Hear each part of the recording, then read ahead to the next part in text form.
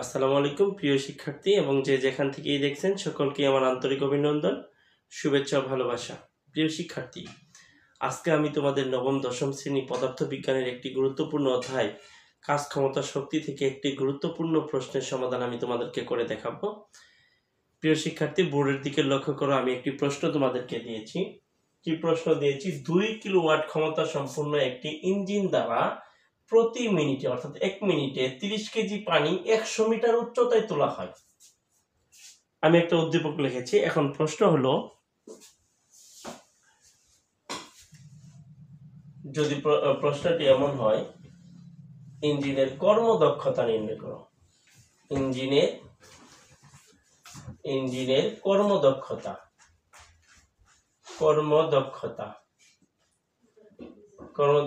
নির্ণয় করো। প্রশ্নটা এমন হলো, উদ্দীপকটা কি ছিল? 2 কিলোওয়াট ক্ষমতা সম্পন্ন একটি ইঞ্জিন দ্বারা প্রতি মিনিটে 30 কেজি পানি 100 মিটার উচ্চতায় তোলা হয়। প্রশ্নটা হলো ইঞ্জিনের কর্মদক্ষতা নির্ণয় করো। কর্মদক্ষতা নির্ণয়ের ক্ষেত্রে আমি তোমাদেরকে এই অধ্যায়ের শুরুতেই কিছু সূত্র দিয়েছিলাম। এর মধ্যে কর্মদক্ষতার সূত্রটিও আমি তোমাদেরকে দিয়েছিলাম। যদি মনে না থাকে তার জন্য আমি আবার সূত্রটি লিখতেছি। কর্মদক্ষতাকে ইটা দ্বারা প্রকাশ করা হয়। ইটা সমান লব্য কার্যকর ক্ষমতা বাই মোট প্রদত্ত ক্ষমতা গুণন 100%। এটা হলো কর্মদক্ষতা। এই পি তে ক্ষমতা বোঝাইছে, এই পি ক্ষমতা বোঝাইছে। এটা কোন ক্ষমতা বোঝাইছে?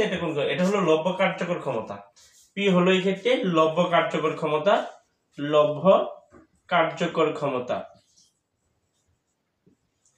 ক্ষমতা আর পি প্রাইম হলো মোট প্রদত্ত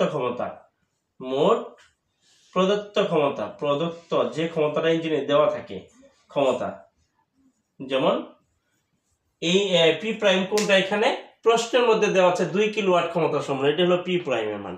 আর এই পি হলো লব্য কার্যকর ক্ষমতা। কোথা থেকে? এই যে ইঞ্জিন দ্বারা প্রতি মিনিটে 30 কেজি পানি 100 মিটার উচ্চতায় তোলা হয়েছে, এই ক্ষেত্রে আমি এই উপাদানগুলো ব্যবহার করে আমি এই লব্য কার্যকর ক্ষমতা বের করব। লব্য কার্যকর ক্ষমতা সমান তোমরা আবার জানো, পি সমান mgh/t। এটা তোমাদের জানা আছে। আমরা কি ভর, এই যে 30 কেজি, জি দেখি অভিকর্ষ স্তরণ 9.8, এটা তোমরা জানো। আর এইচ কি? এইচ হলো উচ্চতা, কত উচ্চতায়? 100 মিটার উচ্চতায়। টি হলো সময়, কত সময়ে? প্রতি মিনিটে, মানে 1 মিনিট সময়ে। তাহলে এই লব্য কার্যকর ক্ষমতা তুমি এই উপাদানগুলো ব্যবহার করে বের করবা।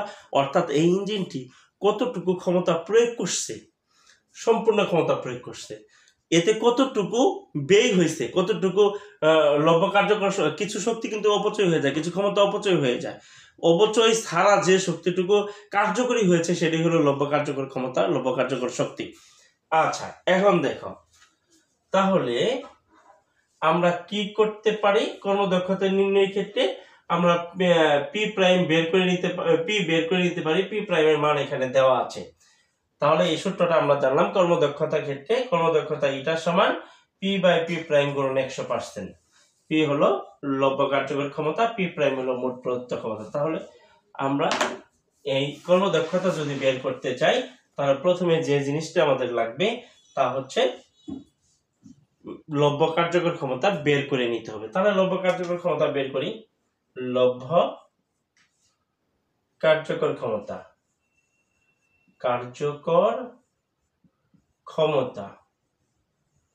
লব্য কার্যকর ক্ষমতা পি সমান mgh/t, এটা আমরা জানি।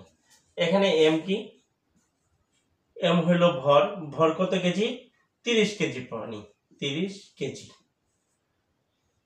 আর উচ্চতা কত? উচ্চতা দেওয়া আছে 100 মিটার। এইচ সমান 100 মিটার। এখানে পানির ক্ষেত্রে কেজি সরাসরি না দিয়ে লিটার দিতে পারে। 1 লিটার সমান 1 কেজি।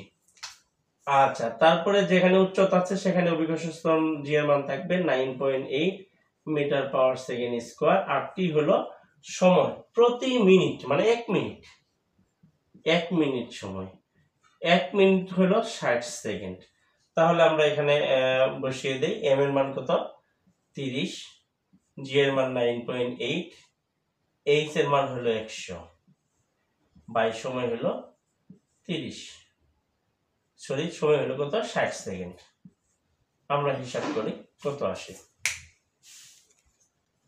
490 490 ক্ষমতার একক ওয়াট।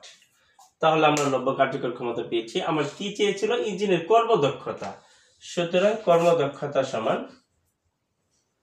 কর্মদক্ষতা ইটা দ্বারা প্রকাশ করা, ইটা সমান পি বাই পি প্রাইম গুণন 100%।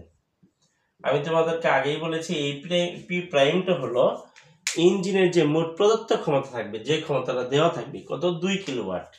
তাহলে আমরা এই ক্ষেত্রে লিখতে পারি পি প্রাইম সমান 2 কিলোওয়াট।